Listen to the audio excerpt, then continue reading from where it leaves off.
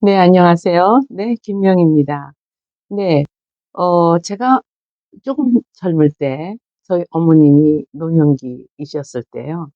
어머님이 이렇게 크로스백에다가 크게 사인펜으로 큰딸 1번 전화번호 크게 쓰고 2번 작은 딸 그렇게 해서 이렇게 메고 다녔던 것이 기억이 납니다. 그러니까 어머니가 전화번호를 못 외우시는 거예요. 네, 그래서 저희 어머님이 86세 이제 돌아가셨는데요. 그때는 그 이해를 잘 못했어요. 그런데 네, 저도 이제 노년기입니다. 그래서 노년기에 이제 그러니까 시니어들이라고 표현을 하겠습니다. 시니어들의 그 상담을 하면서 제가 아, 내가 얼마나 그 저희 친정 어머니를 또는 시어머니를 이해하지 못했는가 이렇게 생각이 들고 또 반성하고 회개하는 그런 시간이 있었는데요. 네, 오늘은 그 노년기에 부모를 둔 자녀분들이, 음, 저처럼 그렇게 부모를 이해하지 못해서 잘 돌봐드리지 못하는 그런 일이 없었으면 하는 마음에 좀, 어, 노년기의 특성에 대해서 또 그들의 노화가 어떻게 진행되는지에 대해서 짧게 좀 정리를 해보았습니다. 네. 일단, 생애 발달 단계를 보면, 뭐, 여러분들 잘 아시잖아요.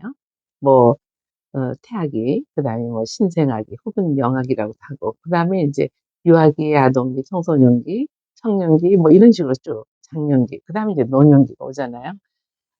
그런데, 이 노년기의 특징은요, 아까 조금 전에 제가 1분짜리 쇼트 영상에서 막 숨가쁘게 얘기를 핵심을 하다 보니까 많이 빠뜨린 부분이 없지 않아 있습니다. 노년기에는 일단 그 생애 발달 단계가 모든 것이 노화가 오는 거죠. 그래서 환경 변화에 따른 적응 능력이 일단 감퇴가 되는 거죠. 어, 그래도 저희 어머님께서는 기억력은 참 좋으셨고 치매는 없으셨어요. 그리고 제가 이제 맞벌이 부부를 하면서 그 납부 기일 안에 내야 되는 어떤 그 세금 같은 거, 뭐 이런 것들을 어머님이 다 기억하시고 도와주시고 했었거든요. 근데 전 지금 그걸 잘 못하고 맨날 잊어버립니다. 그래서 노년기 이렇게 그 환경 변화에 따른 적응 능력이 감퇴되는 사람에 따라서 약간의 개인적인 차이는 있어요. 어, 생체 자체 능력도 감퇴되고 우리 인체의 모든 기관이나 조직들이 이제 쇠퇴가 되어가는 그런 시기라고 보시면 되는 거죠. 그리고 모든 것이 이제 적응 능력이 이제 떨어지게 되는 거죠. 그래서 여러 기관의 감퇴로 인해서 어, 평소에 하던 어떤 그 생활들이 적응이 제대로 되지 않는 그러한 생애 발달이 진행되는 과정을 우리가 노년기라고 할 수가 있겠습니다. 네, 심리적으로, 그 다음에 생물학적으로, 그리고 사회적 요인들이 이렇게 복합적으로 연결돼서 개인의 차이는 조금은 있지만 자기 유지와 스스로의 돌봄이 점점 어려워지는 시기라고 보시면 되겠습니다. 그래서 또 사회적인 역할의 기능, 제 주변에도 좀 연로하신 교수님들 이렇게 보시면요, 어, 많이 그런 그 뭐라 그럴까요? 사회적인 어떤 역할의 기능이 감퇴되면서 본인의 어떤 그 생활도 상당히 위축을 받으시면서 자신을 돌보는 것조차도 많이 이렇게 힘들어 하시는 그런 선배 교수님들을 주변에서 종종 보게 되는데요. 우리 모두가 거쳐가야 할 그런 노년기이기도 합니다. 또 성격도 달라지죠. 특히 여성들은 외향적으로 변하죠. 그리고 능동적이죠. 네, 그리고 자기중심성과 권위적인 성향으로 바뀐다면 남성들은 상당히 수동적이고 그리고 위축되어 있고 약간의 문제 해결 능력이 조금 감퇴가 되는 여성보다도 예, 이러한 변화가 일어나죠. 생리적인 노화와 그리고 심리적인 노화, 사회적 이런 노화가 통합적으로 이루어지니까 예전에 제가 생활하던 사회에 적응하던 이런 모든 것들이 어, 떨어지는 거죠. 감퇴되어 가는 것이죠.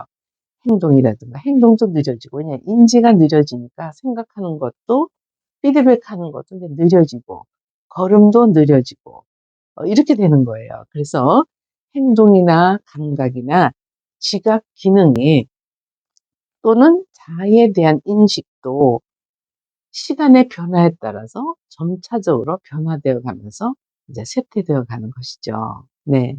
그래서 왜 나이 들면 어린애 같아. 맞습니다. 어린애 같아요.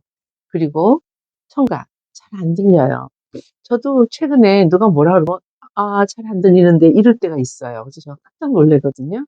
그래서 아, 한번 아, 병원에 한번 가봐야겠다 이렇게 생각을 아직 가지는 못했습니다만 꼭 가봐야 될 것 같아요. 제가 잘 안 들려요. 그리고 제가 지금 쓰고 있는 이것도 안경도 예전엔 제가 안경을 안 썼거든요. 근데 이게 안경을 안 쓰면 글씨가 잘 안 보여요. 근데 이것도 어, 노년기에 오는 하나의 특성이라고 볼 수가 있죠. 그러니까 시각과 청각의 쇠퇴가 오는 거죠. 그 다음에 이제 인지도, 그래서 기억력 떨어지고 이제 이렇게 되는 거죠. 그래서 그리고 이제 그 정신적으로도 심리적으로도 상당히 어, 젊을 때 왕성하게 일하던 때와는 다르겠죠. 그래서 노년분들이 노년기에 이렇게 그 우울증이 많이 증가되고 있고 또 노령에 대한 스트레스가 있지요. 왜냐하면 사회적인 어떤 소외감, 그다음에 가족 간에 그리고 이제 자녀들과의 어떤 그런 관계에서 어떤 스트레스도 있을 수 있고 또 노년기에는 부부간에 누구 한 사람이 먼저 가게 되면 상당히 외롭겠죠. 아, 거기에서 오는 그런 어떤 우울증이 많이 증가된다는 그런 연구 결과입니다. 자, 그래서 신체적 질병과 배우자의 죽음, 그리고 경제사정, 이게 제일 우선인 것 같아요. 네, 어떤 분들은 실버타운에 뭐 한 달에 뭐 300, 500 이런 데를 찾는 분들도 주변에 있습니다만은 그런 분들은 정말 0.1%도 안 될 거예요. 대부분이 노년기에는 신체적인 질병과 더불어 배우자의 죽음 그리고 경제적인 사정의 악화, 네, 그리고 사회와 가족으로부터의 고립, 그리고 일상생활에 대한 자기 통제 불가능. 네. 자기 마음대로 안 되는 거예요. 그래서 이런 말을 있잖아요. 마음은 이팔 청춘인데 몸이 안 따라와서 못하겠다. 맞습니다. 저도 가끔 그걸 느껴요. 제가 걸음을 걸을 때도 제가 이렇게 똑바로 일자로 이렇게 아주 씩씩하게 걸었는데 요즘은요 무릎도 아프고 발목도 아파가지고 걷다가 이거 좀 천천히 걸어야지 뭐 이렇게 될 때가 있거든요. 노화 현상이죠. 그러면서 전반적으로 자기의 삶을 되돌아보면서 정말 후회 없는 삶을 살았다면 모를까. 후회 없는 삶을 사는 사람들이 몇 프로나 되겠습니까? 아, 그러면서 자기 삶에 대한 회한이 올 수도 있고 또 그러면서 전반적으로 우울해진다고 합니다. 그래서 이러한 노인들은 또 불면증에 시달리기도 하고요. 그다음에 이제 체중이 감소, 근력이 빠지니까 체중 감소, 그다음에 감정적으로 좀 무감각하고 또 강박관념. 왜냐하면 마음이 급해져요. 저만 같아도 상당히 마음이 급해지더라고요. 왜냐하면 노년기가 오면서 제가 다른 영상에서도 잠시 언급을 했습니다마는 저는 신앙적인 측면에서 죽음에 대한 준비를 이렇게 많이 생각하는 편인데요. 왜냐하면 우리가 죽으면 그것을 끝이 아니라는 게 저희 신앙관이기 때문에 그러면 내가 죽은 다음에 정말 절대자 앞에 내가 섰을 때 심판의 자리에 섰을 때 과연 나의 삶이 어떤 삶이었는지 간에 어떤 삶이었을까에 대해서 쭉 제가 생각을 하며 이런 부분 저런 부분 너무나 잘못 살아온 것들이 많더라고요. 그래서 이제 그런 부분을 제가 따로 영상으로 올렸어요. 그러니까 거기를 한번 참고해 보시고 그래서 저는 노년기에서 뭐 이것저것 다 중요하지만 죽음에 대한 대비도 상당히 중요하다. 저 개인적으로는 그렇습니다. 그래서 저는 요즘 죽음을 위한 대비를 하는 그런 어떤 삶의 정리를 조금씩 하고는 있습니다. 네. 우리 여성들이 이렇게 외향성으로 이제 성격의 변화가 온다면 남성들은 내향성, 그러니까 여성은 외향성, 예. 그리고 자기 표현을 잘하죠. 이제 그래서 우리가 그렇잖아요. 아줌마들만이 할 수 있는 수다, 뭐 이런 것 말들 하는데, 음, 그래서 내향성이나 뭐죠? 남성들은 내향성과 수동성의 증가가 되고, 여성은 반대로 외향성과 자기중심적이면서 약간의 공격성과 이런 것들이, 예, 물론 뭐 생물학적으로 호르몬 관계와 또 이렇게 연결이 되는 부분도 있지만, 네. 그래서 이렇게 노화해 감에 따라서 사람은 사회적 활동이 점차적으로 감소가 되잖아요. 네. 그리고 사물의 판단과 활동 방향을 외부보다는 내부로 돌리는, 네. 그래서 행동 양식을 갖게 된다. 저만 해도, 누가 이제 가끔 가다가, 제자인 경우도 있고요. 동료인 경우도 있고요. 네, 오래전에 알고 지내던 분들이 요즘 어떻게 지내세요? 한번 만나요. 우리 식사 한번 같이 해요. 그런데요. 선뜻 제가 네, 그래요. 만나 이렇게 안 되더라고요. 왜냐하면 저 개인적으로는 어, 아까도 말씀드렸다시피 죽음을 대비하는 데 있어서 할 일이 또 있더라고요. 그런데 이렇게 만나서 물론 좋죠. 친구들을 만나고 동료들도 또 한 번씩 만나고 제자들도 만나고 너무나 좋죠. 그런데 할 일이 있는 거예요. 그거보다도 그러니까 이 에너지가 젊을 때는 어떤 성취와 열정이 왜 바깥쪽으로 향했다면은 성취감이죠. 내가 무엇을 하고 뭐 목표를 책을 쓰고 또 남들에게 인정받는 일을 하고 워크숍을 하고 세미나를 하거든. 지금 그런 게 아니라 누가 와서 네, 워크숍 좀 진행해 주세요. 아니면 강의 특강 좀 해주세요. 그러면 제가 10번이 오면 9번은 사용하는 편이거든요. 이제는 제가 배움을 더 원하는, 그러니까 내가 나의 것을 이렇게 그동안 이렇게 가리키고, 누구를 위해서 썼다면 이제는 나를 위해서 쓰고 싶은 거예요. 나의 개발을 위해서, 또 나의 평화를 위해서, 그러니까 나만의 시간을 갖고 싶은 그런 것처럼 이렇게 노년기에는 그러한 어떤 내향적인, 어, 모든 그 에너지가 이렇게 안쪽으로 들어가는. 그러니까 바깥쪽에 관심이 있는 게 아니라 관심이 없어져요. 제가 오늘도 어떤 분을 만났는데요. 다 내려놓았다 하더라고요. 돈이 무슨 소용이 있어. 다 그냥 먹고 살 만큼 있으면 됐지. 죽을 때 뭐 가져가나? 누가 그러시더라고요. 오늘 우연히 이렇게 만나가지고 반가운 친구는 아니고 그냥 이렇게 동네 분이었는데 좀 반가웠어요. 그런데 어떻게 지내세요? 제가 그랬더니 이제 얘기 골자가 뭐냐면 나 이제 다 내려놓고 살고 있고 그리고 우리 자녀들도 시집장가 안 간대요. 그래서 걱정이 되시나 돼요. 내가 왜 걱정을 해요? 걔네들은 걔네들의 삶이고 저는 저의 삶이고 저도 사는 동안 열심히 저를 위해서 살 거예요. 이렇게 말씀을 하셔가지고 제가 깜짝 놀랐어요. 왜냐하면 그분이 그런 분이 아니시거든요. 그분이 엄청 그 부에 대한 축적을 위해서 열심히 열정을 쏟던 사람인데 그거 다 없어졌더라고요. 그래서 제가 너무 놀랐습니다. 그래서 내가, 네, 아니, 어, 그분이 실장님이세요. 부동산 하시는 분이에요. 그래가지고 뭐 건물도 있고요. 뭐 집도 몇 채가 있고 그런데요.